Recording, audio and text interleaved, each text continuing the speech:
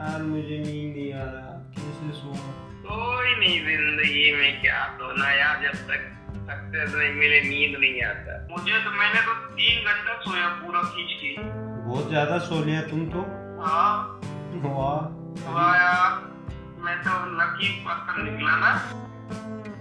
अब ये एस्पिरेंट 3 घंटे सोकर खुद को खुशनसीब समझ रहा है। अब वो खुशनसीब वाले है या नहीं मुझे पता नहीं, बस मुझे सिर्फ इतना पता है कि पिछले 30 दिनों से मैं दिन में सो रहा हूँ और रात में पढ़ रहा हूँ। अब वो क्यों मैंने पिछले व्लॉग में शेयर करा था। अक्सर मैंने मोटिवेशनल वीडियोस में सुना है कि सक्सेस के लिए नींद, चैन और आराम सब कुछ कुर्बान करना पड़ेगा। अक्सर कुछ व्लॉगर्स और यूट्यूबर भी अपने व्लॉग्स में दिखाते हैं कि वो 3 से 4 घंटे सो के अपने पढ़ाई को कितना प्रोडक्टिव बना रहे हैं। बट अगर तुम लोगों को सच कहूँ तो मैं पिछले 30 दिनों से अपने स्लीप में बहुत ज़्यादा स्ट्रगल कर रहा हूँ। जैसे बाहर दिन भर होने वाली शोर मेरे स्लीप क्वालिटी को बहुत ज़्यादा इम्पैक्ट कर रहा है, और दिन में खिड़कियों से आते हुए धूप मुझे चैन से सोने ही नहीं दे रहा था, और दोपहर के वक्त की ये गर्मी मेरे स्लीप क्वालिटी को और भी बेकार बना रहा था। अब कम सोना, स्लीप क्वालिटी को कंप्रोमाइज करना, ये एक ही दिन में नजर नहीं आता, ये समय लेता है और धीरे धीरे इसका रिजल्ट विजिबल होना शुरू हो जाता है। जैसे उसके बाद से मुझे बहुत ज्यादा आलसपन आ रहा था, कभी दिन में कभी रात में सो रहा था, दिन और रात के बीच में डिफरेंस नजर नहीं आ रहा था। अब आप लोगों में से बहुत सारे लोगों के रिक्वेस्ट आने के बाद मैंने फिर से लाइव स्टडी सेशन स्टार्ट करना सही समझा। अब सुबह उठकर लाइव स्टडी सेशन स्टार्ट करने के लिए मैंने रात भर सोने की कोशिश करा, लेकिन अब मैं रात को सो ही नहीं पा रहा था क्योंकि मुझे दिन में सोने की आदत हो चुका था, और रात भर बहुत ज्यादा स्ट्रगल करा सोने के लिए, और मुश्किल से 1-2 घंटे नींद आया।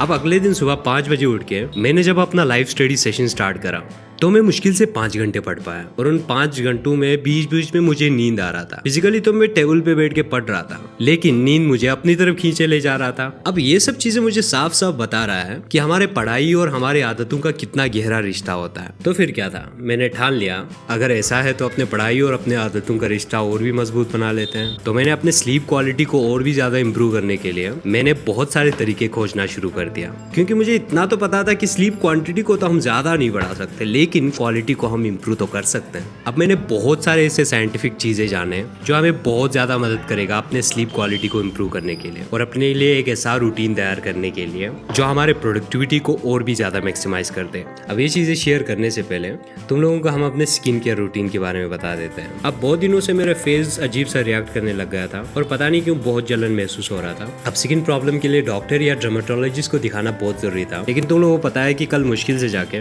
मैंने अपने हेल्थ की डायग्नोसिस करा था। तो तुम लोगों को पता है कि हमारे पास टाइम होता नहीं है, तो मुझे एक ऐप के बारे में पता चला जिसका नाम है क्योर स्किन। ये एक डॉक्टर बेस्ड ऐप है जहाँ पे डॉक्टर हमारे स्किन की प्रॉब्लम के अकॉर्डिंग हमें कुछ प्रोडक्ट्स असाइन करते हैं, और मोस्ट इंपॉर्टेंटली इसमें कोई भी कंसल्टेशन चार्ज नहीं लगता, जिससे हमारे 500 से 1000 रुपए ऐसे ही बच जाता है। जब मैंने ऐप इंस्टॉल करा तो मुझे बहुत सारे क्वेश्चंस पूछे गए, और साथ में मेरा फोटो भी मांगा, और मेरे प्रॉब्लम्स देखे उन्होंने मेरे लिए एक प्रोडक्ट तैयार करा जिसको मैं कुछ दिनों से यूज कर रहा हूँ। प्रोडक्ट खरीदने के बाद सबसे इंपॉर्टेंट चीज होता है इसको कैसे यूज करना है, और कब और कितने क्वांटिटी में यूज करना है। सो इन सारी चीजों का इन्फॉर्मेशन आपको उन्हीं से मिल जाता है। मैं तो कुछ हफ्तों से यूज कर रहा हूँ और रिजल्ट मुझे काफी विजिबल हो रहा है। अब और भी अच्छा रिजल्ट के लिए मुझे एटलीस्ट 2 से 3 महीने यूज करना पड़ेगा। सबसे अच्छी बात, प्रोडक्ट खरीदने के बाद डॉक्टर हमें फॉलो अप करते हैं कि प्रोडक्ट की कोई साइड इफेक्ट है या नहीं, और हमें अपने स्किन के हेल्थ के हिसाब से बहुत अच्छी डाइट प्लान देते हैं। चाहे मेल हो फीमेल हो, अपने घर बैठे बैठे अपने स्किन का प्रॉब्लम बताकर आप अपने लिए प्रोडक्ट मंगवा सकते हो। So if you need a skin care routine तो मैं डिस्क्रिप्शन में लिंक दे दूंगा, तो वहाँ पे जाके ऐप को डाउनलोड कर सकते हो। और अगर तुम मेरा coupon code Kjær journey 100 use करोगे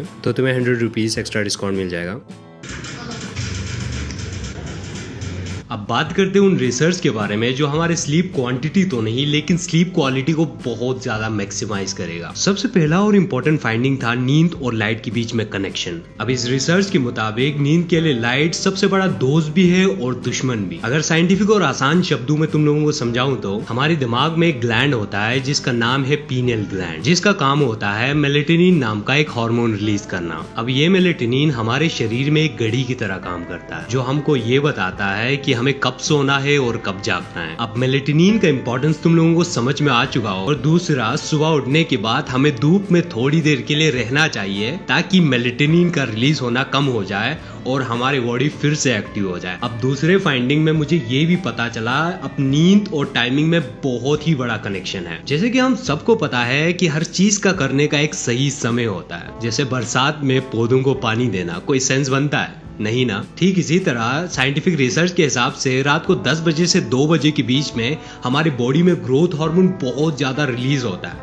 तो इस टाइम पे अगर हम नहीं सोए तो कब सोएंगे। अब नेक्स्ट फाइंडिंग इस मुहावरे से जुड़ा हुआ है कि early to bed early to rise makes a man healthy wealthy and wise. अभी एक साइंटिफिक फाइंडिंग के जरिए समझाते हैं कि सुबह उठने की वजह से क्यों हमारे पढ़ाई बहुत ज्यादा प्रोडक्टिव हो सकता है। अमेरिका की famous university of north Texas के मुताबिक है कि जल्दी सोने और जल्दी उठने वाले स्टूडेंट की एवरेज मार्क्स उन स्टूडेंट की तुलना में बहुत ज्यादा होता है जो लोग देर से उठते हैं और अपने दिन की शुरुआत करते हैं। लेकिन आखिर ऐसा क्यों होता है, इसके पीछे भी साइंटिफिक रीजंस है। इंसान हजारों सालों की इवोल्यूशन के दौरान बहुत जल्दी सोते आ रहे हैं क्योंकि रात को कोई लाइट होता नहीं था।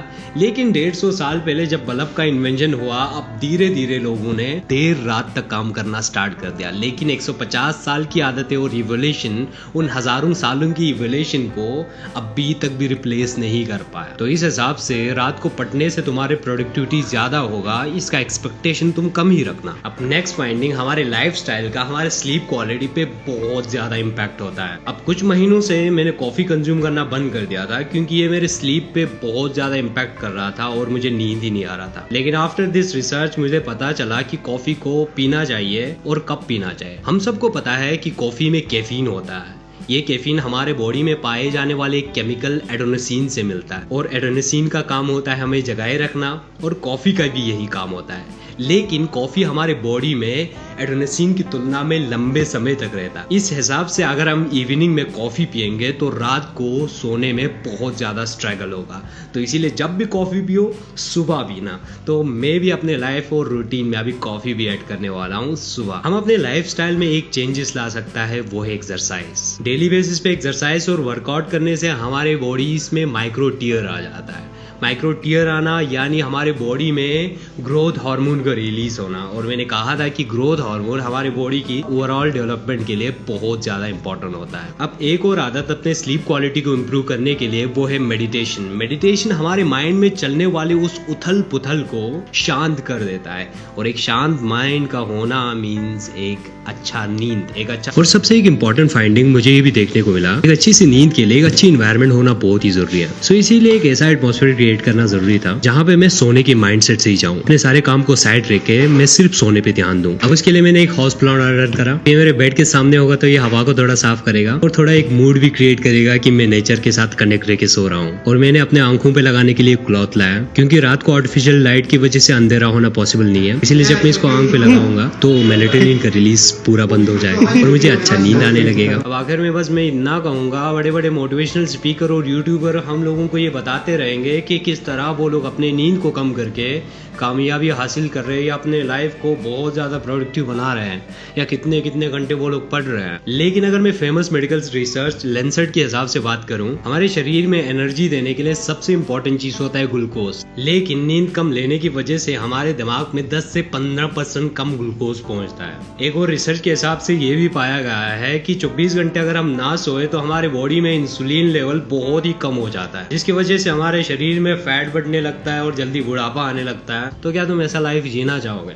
सो यार, इतने सारे इंपॉर्टेंट फाइंडिंग्स तुम्हारे सामने रखने के बावजूद भी तुम कन्विंस नहीं होते हो कि स्लीप और कामयाबी में कितना गहरा रिश्ता है। एंड आई होप जिनको ये साइंटिफिक फाइंडिंग्स समझ में आ गया होगा तो वो इन सारे फाइंडिंग्स को दिमाग में रखते हुए अपने लिए एक ऐसा शेड्यूल रेडी करोगे जो उसकी लाइफ को बहुत ज्यादा प्रोडक्टिव बना देगा। सो आज के व्लॉग ना पिछले व्लॉग से टोटली डिफरेंट था। तो व्लॉग कैसे लगा कमेंट सेक्शन में जरूर बताना गाइस। एंड आई होप तुम लोग को व्लॉग पसंद आएगा। व्लॉग पसंद आया तो व्लॉग को लाइक करना, चैनल को सब्सक्राइब करना, क्योंकि हमें जल्दी से अपने 100 के टारगेट को कंप्लीट करना है। And it's in your hand guys. तुम्हारे एक सब्सक्राइब से आपका कुछ नहीं जाता है, लेकिन हमारा टारगेट पूरा हो जाएगा। तो जल्दी से सब्सक्राइब कर देना। एंड मोस्ट इंपॉर्टेंटली अपने स्किन केयर रूटीन के लिए क्योर स्किन ऐप को जरूर डाउनलोड करना। मैं डिस्क्रिप्शन में लिंक दे दूंगा। तो चलो फिर गाइस, आज के लिए इतना ही। बहुत जल्द मिलते हैं एक नए ब्लॉग में। तब तक के लिए अपना ख्याल रखना। Bye bye.